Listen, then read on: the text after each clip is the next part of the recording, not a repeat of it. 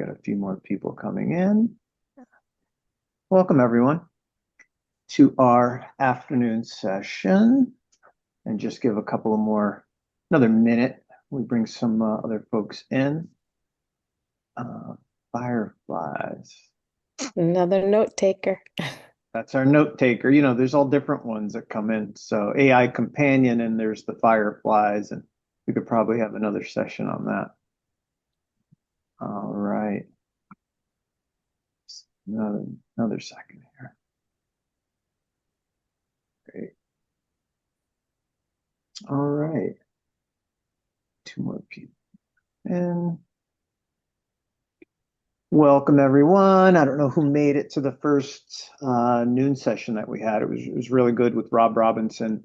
Was very interactive. A lot of discussion about the policy use of AI and some of the regulations and where are things going and what are the unknowns and some of the mysteries there. And we certainly decided it's still a learning experience, right? Everybody is still learning from one another, which is super important, especially in this day and age.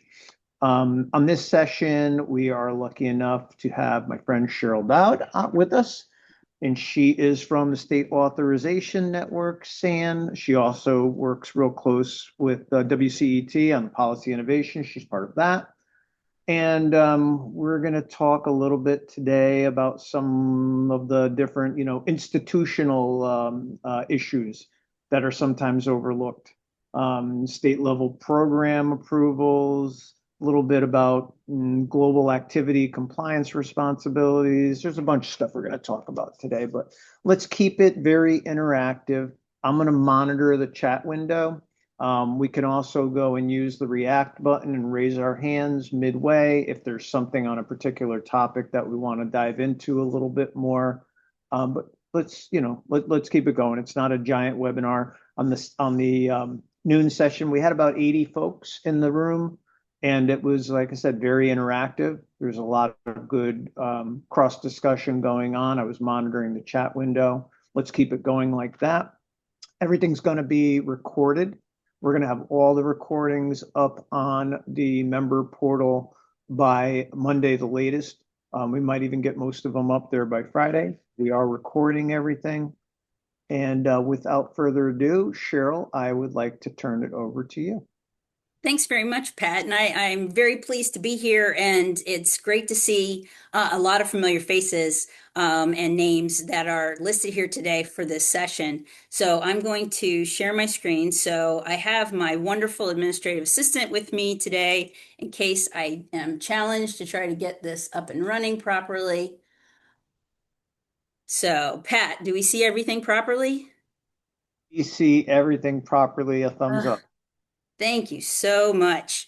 Okay. So, hello, everyone. My name is Cheryl Dowd. I'm the Senior Director for the State Authorization Network and WCET Policy Innovations, and I'm really pleased to be with you today. When we were developing this session, I was talking about, sometimes I am hearing, especially during the most recent rulemaking about Workforce Pell, some questions about out-of-state activity compliance or approvals that are actually outside of SARA. So this is an important session to talk about what is within, we all know SARA is the State Authorization Reciprocity Agreement, but what does that really entail? And are there other types of compliance elements that we need to address? And I have to say, before I even get started, I talk about this out-of-state activity compliance as opposed to saying just straight up state authorization because our friends at The Ohio State University found that at their institution, state authorization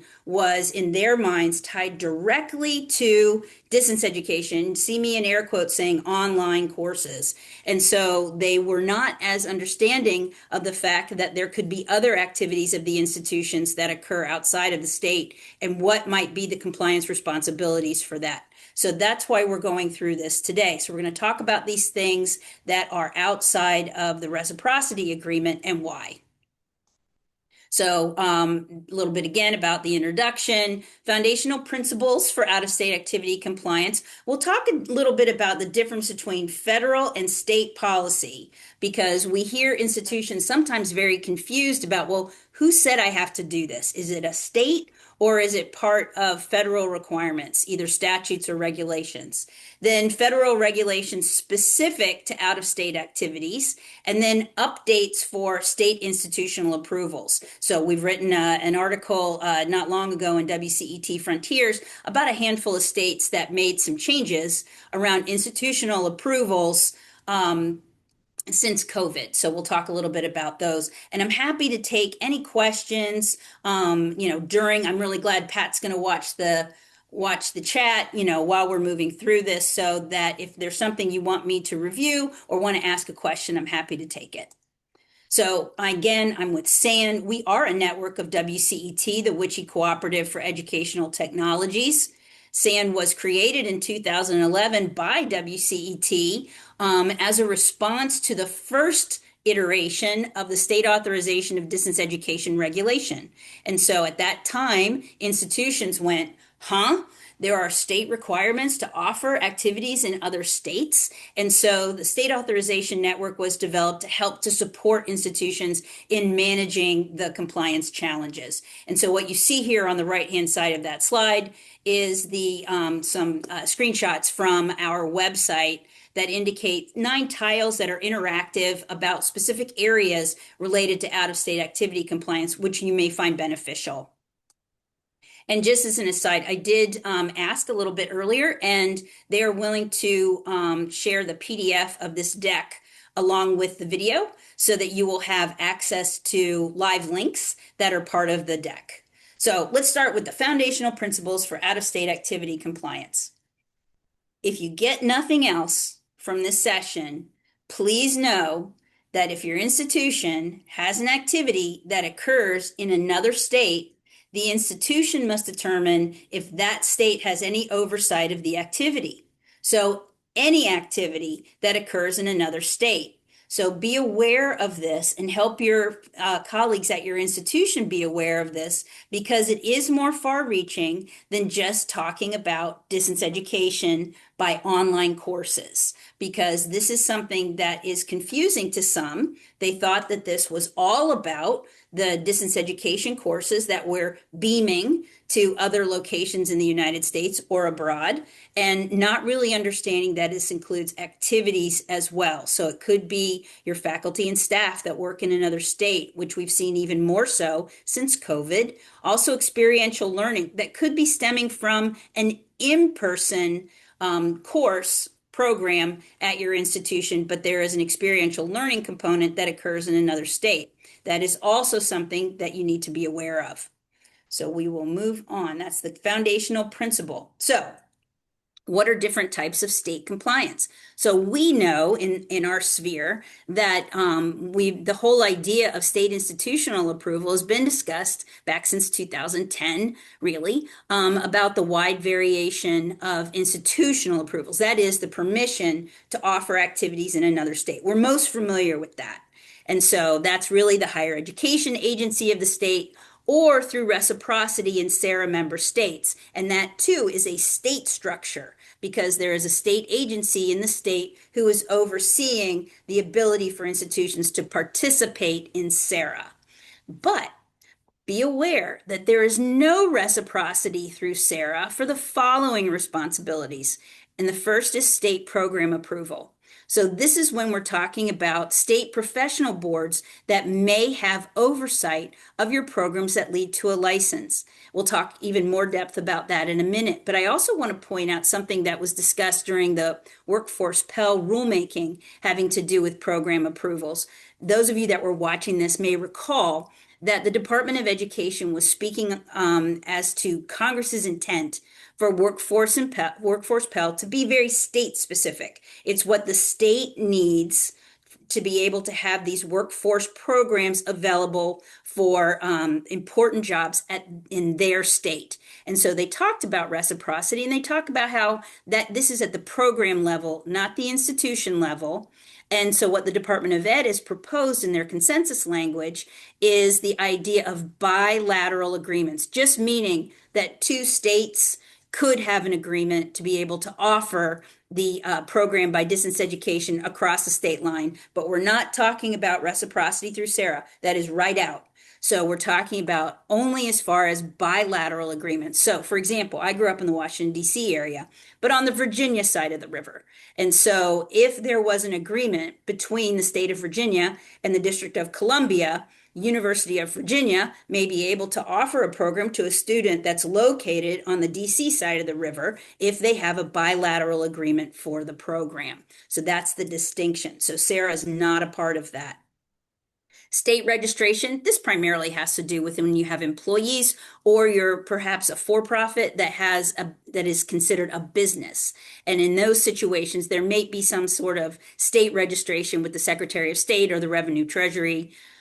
So that is something that is for you distance education folks. Maybe you're not working in this area as far as that state compliance, but be aware it exists as you're having these conversations at your institution.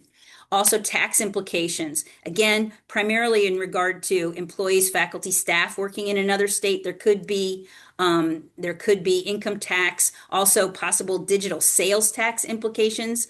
So just for your knowledge, I happen to be a remote employee living in the state of Ohio. My company is based out of Witchy, writes my paycheck, which is located in Boulder, Colorado. So my organization, Witchy, has to comply with all tax implications for me to be able to be an employee here in the state of Ohio.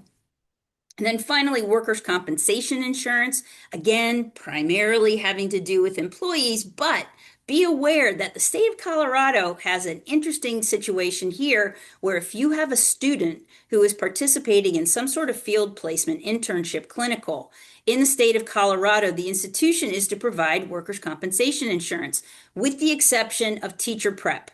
So for student teaching, it's not required, but other internships, it is still required in the state of Colorado. So be aware of that.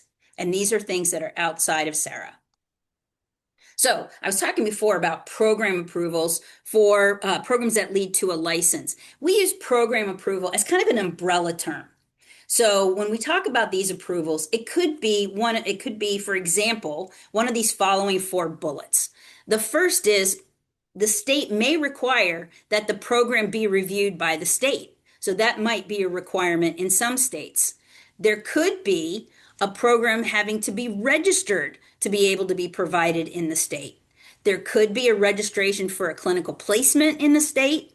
And then finally, as an example, the faculty member may need to be licensed where the student is located in order to teach the student in that state. So I just want you to be aware that there are these variances of state requirements that may be in regard to your programs that lead to a license. Professions will vary and states will vary. And I see that my colleague Catherine is on here today, and I want you to know that Catherine has been working very hard on a new chart that will be available on the SAN website that will provide nursing state to state, what could be additional state level requirements to be able to offer a nursing program in the variety of states. So look for that if you're a SAN member by the end of this month. Don't forget, activities occurring around the world. So it is important to know that just because you are able to provide a program by distance education, that if the student is located in another country, there is still a need for determination of responsibilities. So there is no reciprocity. I have heard from some folks, well, why doesn't SARA apply outside of the country? Well, because SARA is a state-to-state agreement, and that is not involving countries around the world. Including people have asked me about Canada because they somehow believed that perhaps maybe Canada would be part of the reciprocity agreement, and yet it is not. It's a state, SARA is a state-to-state agreement. So as soon as an activity occurs in another country, you need to review that as well. And I want to point to some SAN resources, at least for North America, for Canada and Mexico, if you need to look into a deep dive into requirements to offer activities in Canada and Mexico. So we also, for SAN members, have a have a chart that provides the ministries of education or ministries of higher education, depending on the country, for countries around the world if you need to be able to have an access point to review requirements. And it is Google Translate for most of those work well. So you'll have to look at that to determine how you can access different types of requirements. And the considerations you'll want to include are institutional approval, we're aware of that. Recognition of degrees, does the degree, especially by distance education, will it be acknowledged in that country? What about data privacy? Many of you are familiar with GDPR. So in the European Union, there are specific data privacy requirements. I know some states in the United States have used the GDPR as kind of a base of information to be able to create state-specific data privacy laws that are ongoing. Also, web accessibility. We know the EU has web accessibility requirements that are very similar to what we're seeing in the United States. They're using the same standard. We'll talk about that in a few minutes, but the same WCAG standards. And so web accessibility is an issue. And I want to point out here that this has nothing to do with the student's nationality. It has to do with where the student is located. Then, of course, export controls, tax implications, employment-related issues if you have faculty or staff located across into another country. Also, if you're offering a program that leads to a license. And I put down here at the bottom in small print, please be aware that military students do not travel in a bubble.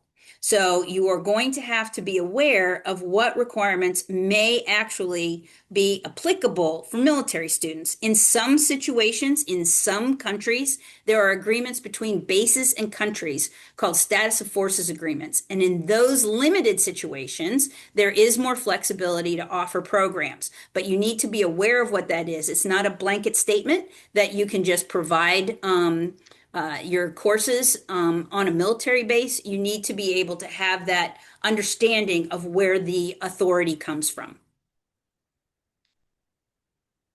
Okay, federal and state distinctions. So as I said, I'm hearing from institutions rather regularly, well, who requires this of us? And often I am trying to help them split that up of what that is. And so some of you may have heard me talk about this before, but I try to put it in buckets. So I have a state bucket here and I have a federal bucket here. So when we talk about different types of state agencies who may have oversight, we're talking about the higher education agency. We're most familiar with that. Now we're becoming even more familiar with licensing boards, the state secretary of state, the state department of taxation, the state Department of Labor, could be more. Then on the federal side, we see the Department of Education, we see the Department of Justice, and we talk about DOJ a little bit, and we'll talk more about it with regard to the web accessibility regulations. We often talk about the VA, especially when we're considering the idea of GI Bill benefits, Department of Defense, especially as it regards to tuition assistance, and then the Department of Labor. We're going to be talking even more so when we're talking about workforce. And so specific to state authorization related examples, again, that bucket for the state, there's state institutional approval, and that can be by state to state institutional approval, or it could be through reciprocity in states that are members to the agreement and institutions who have been approved to participate in reciprocity. And then state program approval. And you remember I said a few minutes ago, there are certain types of things that we use the umbrella term program approval, but there are certain state requirements that we're talking about, the programs that lead to a license. Distinguishing that from the federal bucket, when we talk about the Department of Education regulations for purposes of participating in Title IV. So remember, we had the state requirement to have institutional approval. Well, Department of Ed says, yes, you have to have state institutional approval. Plus, we're going to add to that, and we'll talk a little bit more about how you have to know where your students are located. That's part of the regulation. And then there are regulations regarding professional licensure programs. The first is the certification requirement of satisfying state educational requirements. We'll do a deep dive into that in a few minutes, as well as disclosures. So disclosures have been around for quite a bit, since 2020 anyway. What seems like, I think like state authorization is like dog years. So that was 5 years, 5.5 years ago, but it seems longer. So, but we'll talk more specifically about what that means, but understand that these are distinct, but they could be overlapping. Question on this, Cheryl, Sure. a timely one. So with the dismantling of the Department of Education, how has this been impacted, or is there anybody still enforcing this? Has it been moved to others? I know maybe I don't want to steal your thunder if it's in here. I'm just kind of No. wondering. So here's my thought on all of this. So perhaps there is not the bandwidth federally to be specifically enforcing it in audits because maybe the audit list is behind. However, if something were to occur, and this is affecting, especially in regard to the professional licensures, your program participation agreement, that will have long-lasting impacts if your institution is out of compliance with your program participation agreement. And then, of course, my concern all the time is private lawsuits. So what we're talking about right there is federal. Then we Yeah, have the state side. And so if we're talking about, sure, there's the SARA situation for institutional approval, but what about program approval? Consider this, the student that is unable to complete a program to be able to get a license. So they have invested their time and work into the program that leads to a license, but somehow does not meet the requirements and is unable to be licensed in that desired path, that desired career path. And so we need to be aware of that and how we're supporting our students in their interests for moving forward in these for these programs. So I have a tendency to say just because the enforcement end may not be yeah. as uh, as strong right now, given the Visible, yeah. numbers, it's still important to consider our students. And as a matter of fact, I spent half of last year telling institutions, okay, we don't know how this is going to turn out because we see the dismantling. But the rules are the rules until they're not the rules, is the phrase that we were using. And so we think it's really important to consider your students at the center here. And until those rules have been amended or vacated, we need to consider, maintaining compliance with these requirements. Makes sense. Makes sense. Thanks. Thanks, That's Cheryl. a good question, though. I appreciate that. So, interstate distance education regulations. So the four that pop out at us the most, that you all are familiar with us talking with for several years now, are the effective since July 1 of 2020, the state authorization of distance education, the definition of a state authorization reciprocity agreement. It's not a definition of the entity that we know, the reciprocity agreement that we are aware of as SARA. These are lowercase state authorization reciprocity agreement. So meaning to intend any state authorization reciprocity agreement that could come down the pike. It is defined here, as well as professional licensure disclosures. So those have been effective since July 1 of 2020. More recently, July 1 of 2024, there was some tweaking of the disclosures. We'll talk about it a little bit in a minute. But the big thing that came out of 2024 effective rules was this program participation agreement certification. And we'll talk in more detail about this idea of satisfying state educational requirements for a license. So we'll talk in more detail, but know that these have been in place now for a year and a half for the program participation agreement certification, as well as the rest that has been in place since 2020. And so, just to let you know, we have a lot of resources on the SAN website on this, specifically a specifically a professional licensure handbook that includes this certification aspect. So we'll talk about the resources in a few minutes, but just know we've got your back with a number of resources to be able to understand the elements that go into these requirements. And I have offered the citations here because there are a few people on this call that I know like citations like I do. And so it's important, I think, for somebody at your institution to read the actual regulation. Sure, use the secondary sources, but somebody's got to read the primary source so that they can know the exact language and be able to speak about it, because the secondary sources are helpful, but they're meant to be supportive. They're meant to be the cliff notes. So make sure that somebody's reviewing the regulations themselves. Question here, Cheryl. Yeah, I A see that. question, yeah, from Michael. You want to take that one? Sure. So I bet you that your institution is a member of SAN. In SAN, we have several group memberships. So the AICCU group has a membership. There are the University of California institutions. There are the California State institutions, as well as the community colleges of California are all members of SAN. We have about 200 California institutions that are members of SAN. There you go, AICCU. So yes, please reach out to Tom Vu, and he can help you out there.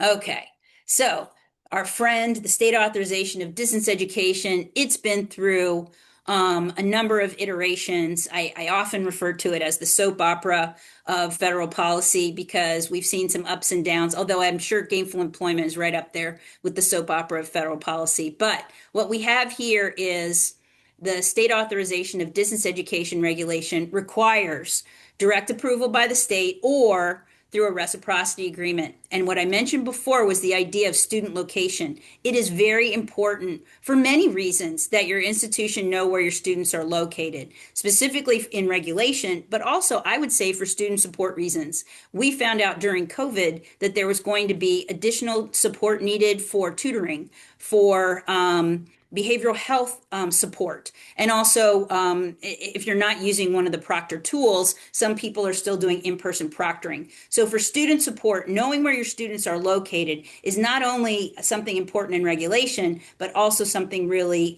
helpful to your students.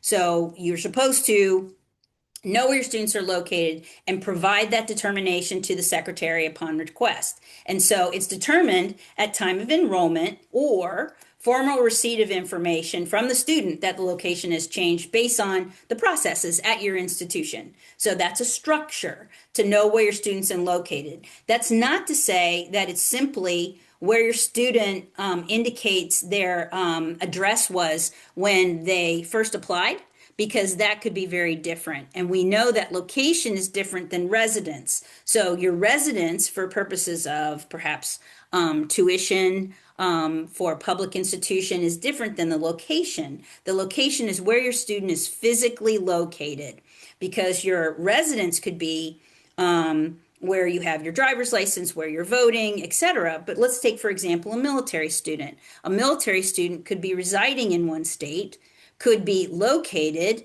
in a second state, taking courses from an institution located in a third state. And so we're really concerned about where the student is located. So this is something the institution needs to have a location process, and most do, about where their students are located.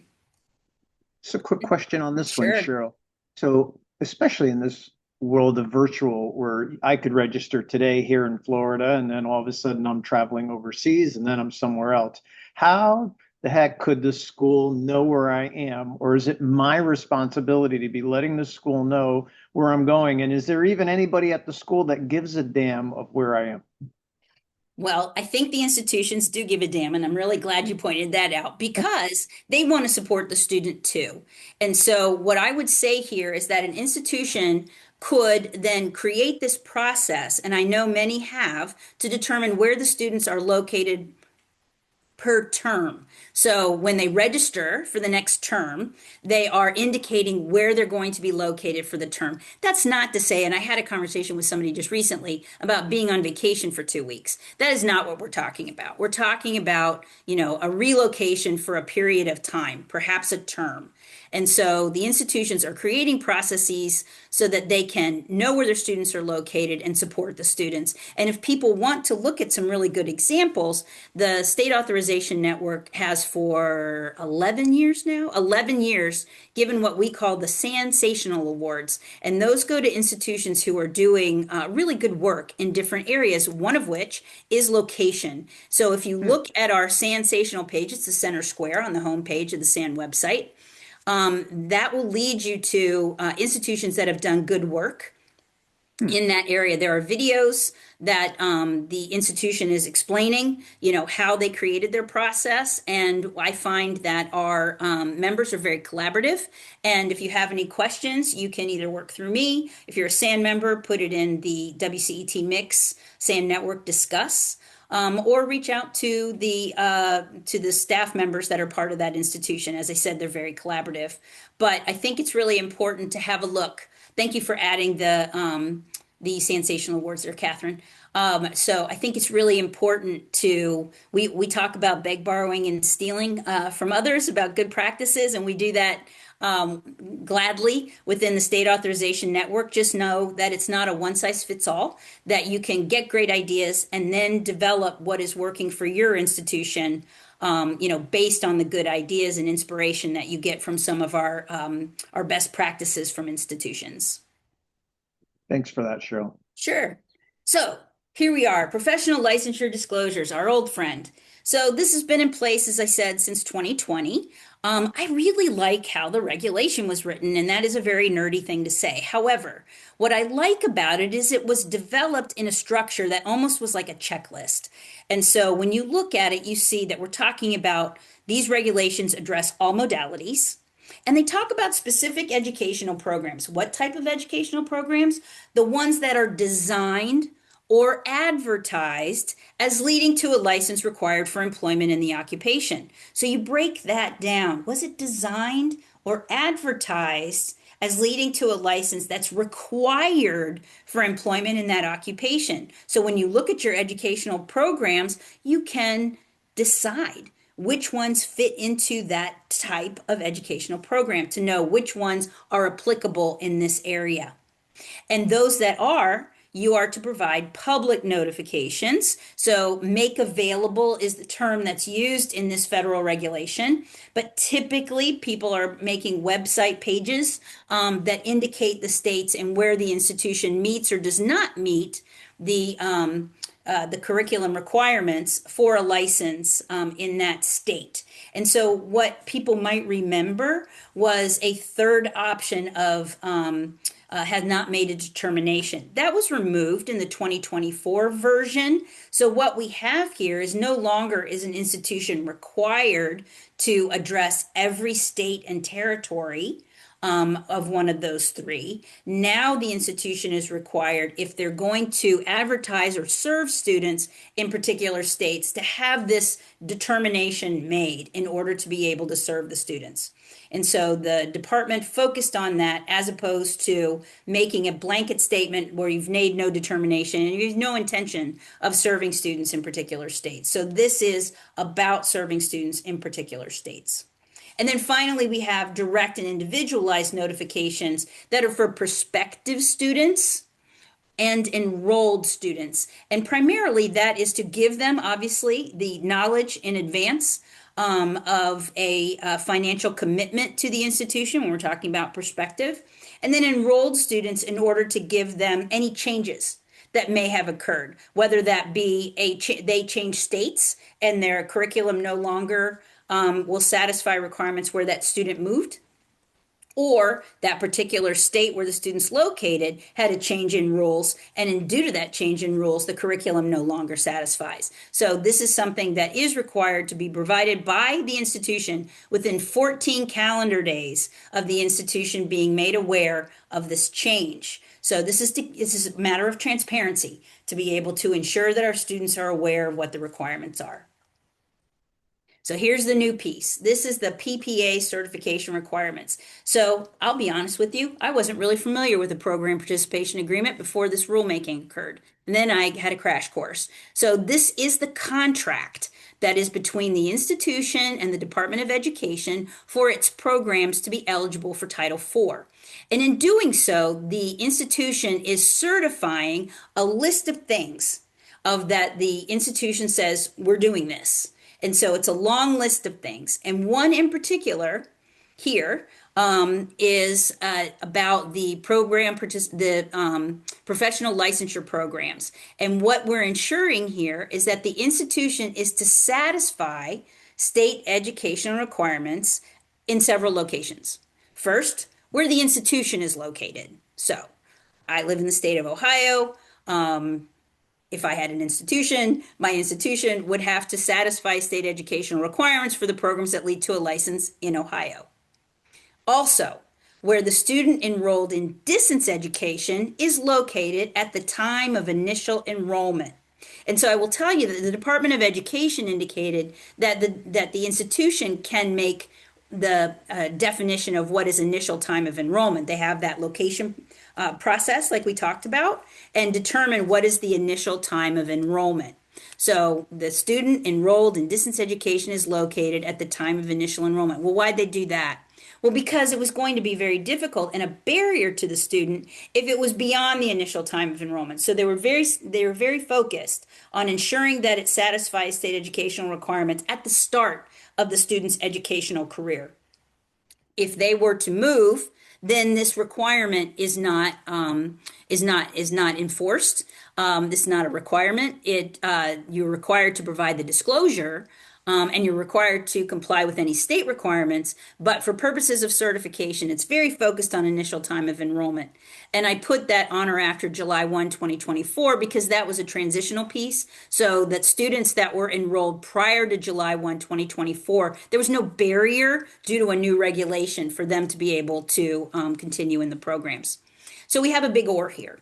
And what we have, and we could do a whole hour on student attestations, probably do more than an hour. But what I will tell you here is that the department built in an option. And this option, if the institution does not satisfy state educational requirements at initial time of enrollment, if the student attests they intend to seek employment in another state and the institution can meet the requirements in this other state, then they can be served.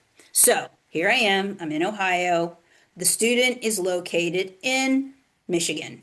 So the student, let's say the Ohio institution does not satisfy state educational requirements in Michigan, but the student attests, you know what, I'm going to seek employment in Illinois. And the state of Ohio, Ohio State University can, or whatever my institution's name is, can satisfy state educational requirements in Illinois, then you can serve the student. So it's important to know this is an option. We did just recently at a meeting in October, we had a panel of to do or not to do attestations. And it was very interesting to listen to the institution's determinations of why they would use the attestation option, because it is something that is up to the institution, and then reasons why they would not. So some institutions did not want to go down that road. They only served students if they satisfied educational requirements at time of initial enrollment.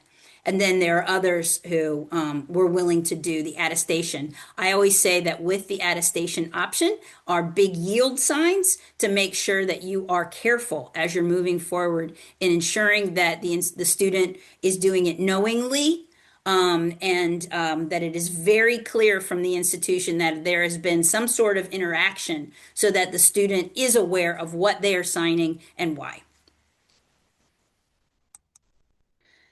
And don't forget, we have Department of Justice Web Accessibility Regulation. So what is this? This is the Title II Americans with Disabilities Act regulations that will come into enforcement. They are effective regulations, but the enforcement for compliance begins in April of 2026. It is for public entities. We're not talking about just education. We're talking about your libraries, your rec centers, etc. So government entities, I've even been talking to state higher education agencies about what are you doing to get ready for this. So the standard is the WCAG 2.1 AA. And so the largest of entities based on what you're serving, the area you're serving, That begins this April 2026. And then the next, the smaller entities, April of 2027. And you may say, Cheryl, back in September, there was a Federal Register announcement that the Department of Justice was going to look at these regulations. Yes, there was. However, there has been nothing since then, and I have gone down a rabbit hole to try to find it. But there has been nothing new since then. We have these on the horizon in April. I would urge institutions to, public institutions to keep looking at this and do their best efforts to be in compliance.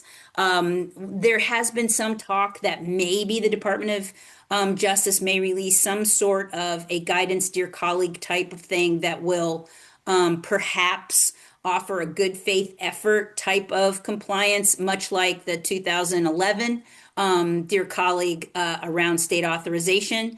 However, I do want to point out that this statute is in place. It's been in place. There are several court cases that have pointed to the WCAG as a reasonable guideline for purposes of this federal statute.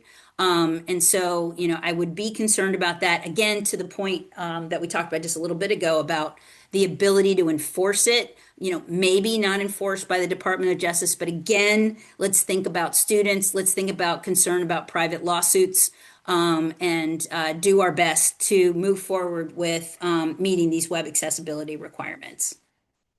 And I also want to point out that Canada and EU have the same requirements. So we're in good company in trying to develop our structures to be able to meet these requirements. All right, last thing, and I look forward to questions at the end, but I have some updates for you about state institutional approvals. So we wrote an article in November about six states that had some changes just since COVID. And so I just wanted to clarify these. So these are state authorization changes primarily for those institutions that are operating outside of SARA. And so what they would need to do to be having institutional approval outside of SARA. So this isn't specific to an institution and their SARA requirements. SARA policy could be different, and you would follow SARA policy for your distance education related activities. But this is for institutions that are operating outside of SARA. So in Mississippi, they amended their fee structure, including program fees and reinstatement fees. New Jersey, this was an interesting one. They clarified that they have a registration fee, which is different than authorization. So they call their authorization licensing, not to be confused with professional licensing. You'll find that some states will either call it registration, licensing, approval, authorization. They use different words, really meaning authorization. So New Jersey does require a one-time registration fee for each degree or certificate program, but that is different than oversight through authorization. And so if you do not have a physical presence, they have no authorization, but they still want the institution to register their programs at this rate for a fee. North Dakota, this was also an interesting one. They have determined, this is the first state to do this, but they no longer approve out-of-state institutions to offer interstate distance education to students located in North Dakota if the institution does not participate in SARA. So there are other states that have looked at this, but have not moved forward. But North Dakota did. And so an institution that doesn't participate in SARA cannot offer its distance education courses. But in my communications with North Dakota, they indicated that field experiences are not part of this. They are really just focusing on an online course being offered to students in North Dakota, not experiential learning. Utah now has a biennial registration. They used to have no oversight. Now they have this registration. They've modified their exemptions. And so they also have surety requirements and some outcome disclosures. Similarly, Virginia did not have oversight either. Now they do. And you have to obtain the certification and provide program inventory and certificate checklist. So what I want to point out to you about Utah and Virginia are reporting requirements. And so those of you that participate in SARA have your annual reporting requirements to SARA. Those institutions that don't participate in SARA have reporting requirements that vary state to state. So it's not a one size fits all. They don't create the report and then supply it to the different states. Different states want different things. So if you think the SARA reporting is difficult. Please know that our friends in California who are serving students in a variety of states are going through this state to state, so it's a real challenge.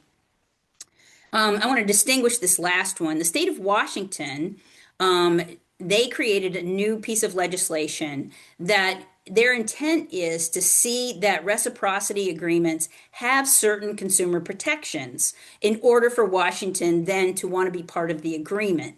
And so they have some ideas of what they think should be in a reciprocity agreement that are not currently part of the one that we know as SARA, with the idea that perhaps in these next few years, they put a date on it of 2028, that SARA will start to include some of these consumer protections that Washington would like to see as part of a reciprocity agreement. So we'll see where that goes. And so the one I left off here that did not come to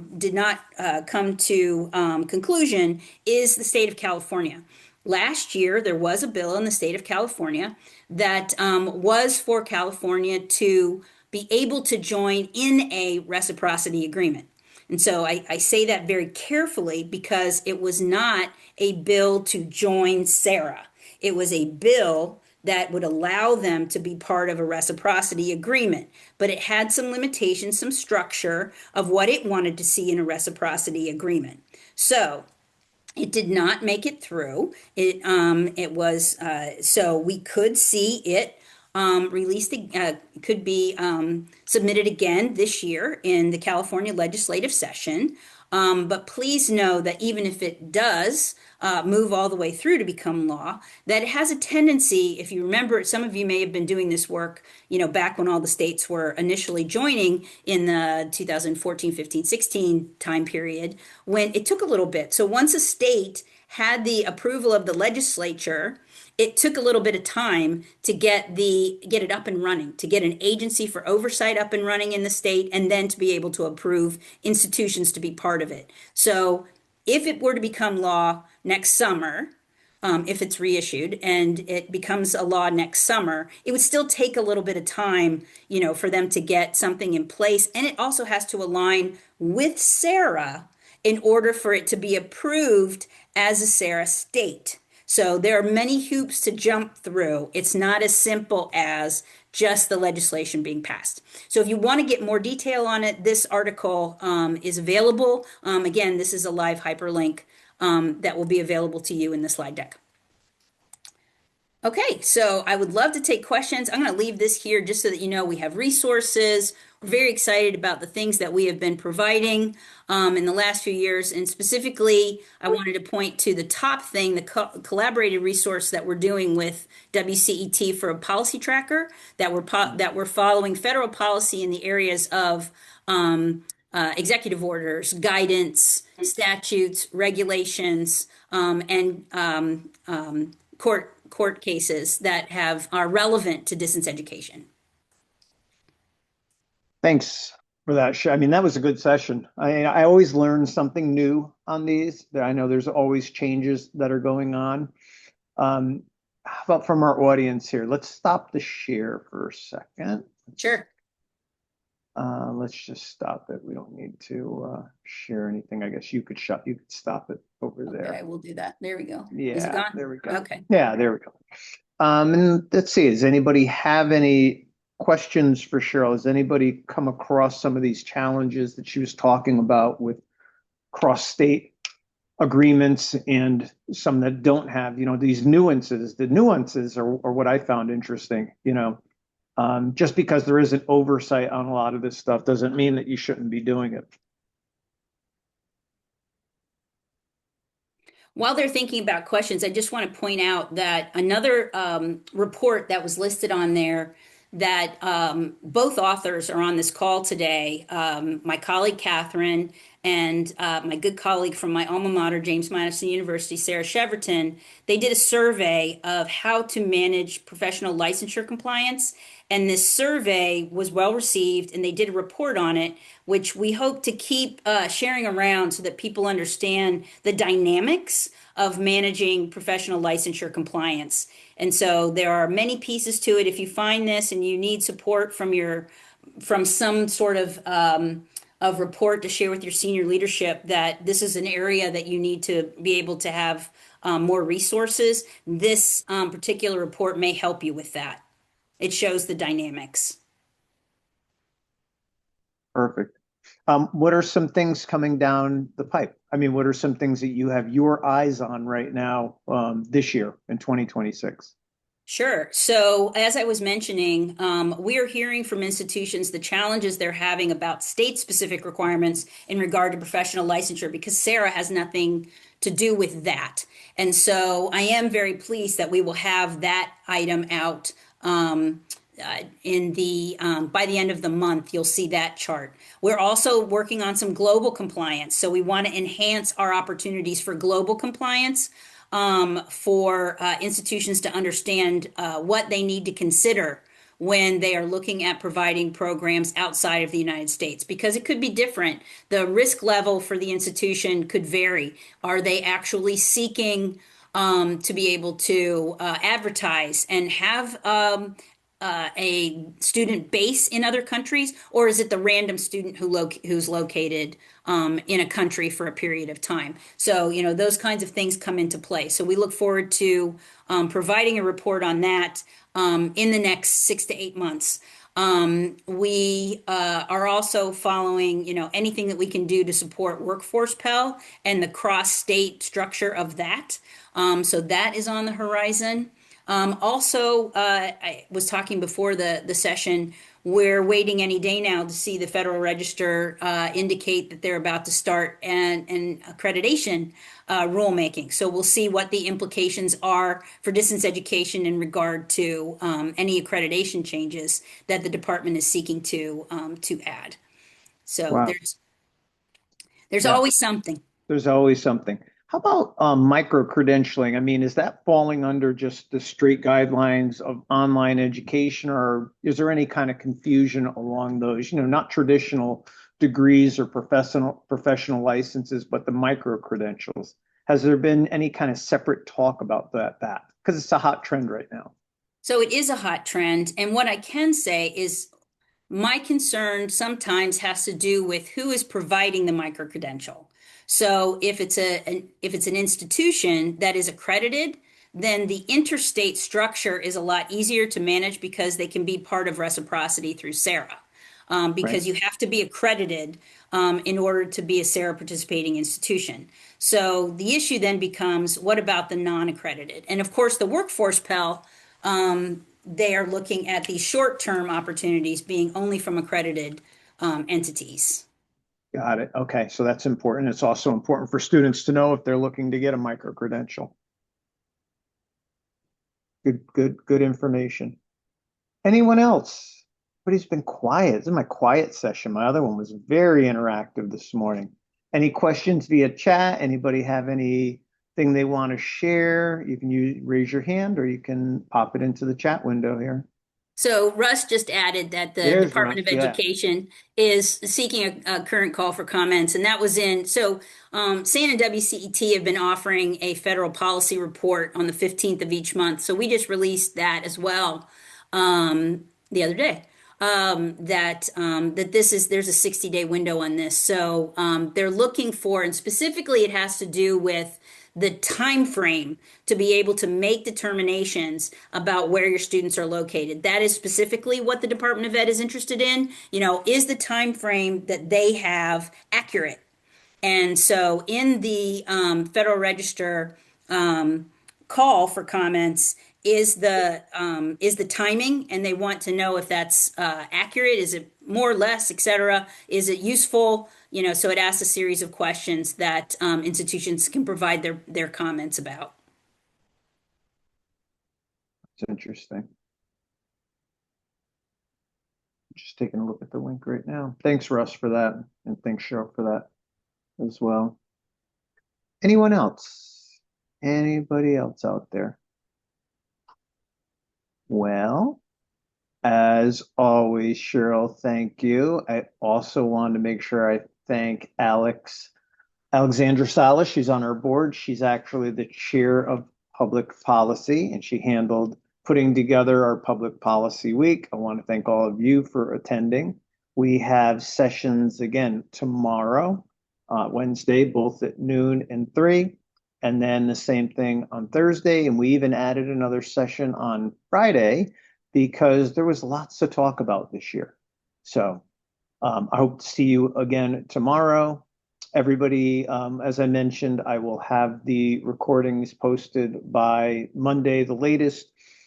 If you are planning on joining us in Cleveland for our national conference this year, I'm going to put a discount code in the chat that'll get you 10% off USDLA Web 10. So if you use that when you register, you get a discount. I also have discount packages this year listed up on the website. So like bring a team of 10.